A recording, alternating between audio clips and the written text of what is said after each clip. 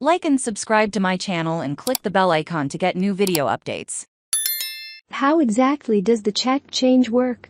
A year ago, most of us had never heard of Chat. And with good reason. The artificial intelligence Chatbox was only unveiled on November 30, 2022 by OpenAI, its developer.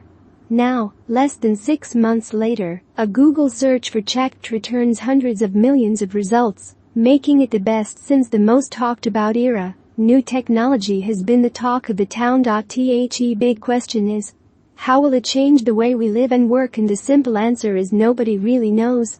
Maybe Chat and its competitors will revolutionize the way we live and work as much or more than Alphabet Incorporated, Amazon, Apple or Microsoft.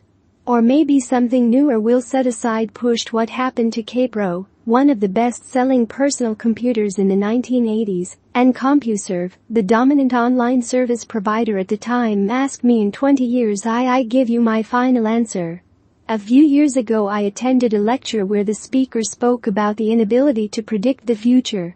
His explanation was something like the human brain thinks linearly, and the world changes exponentially. If you're over 30, you probably get what he means.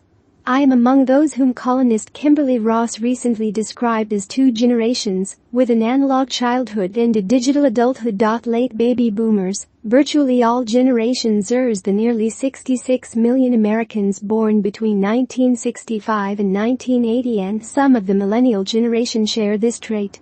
I started working in the late 80s when the computer age as we know it today was still in the works. When we first started using personal computers, called word processors in their earliest version, information was stored on floppy disks that were stored externally, usually in a small box, not in the cloud, which was unheard of at the time. Contact information was cataloged on small index cards placed alphabetically in a desktop file called the Rolodex. Schedules were written in calendarized notebooks known as daily planners.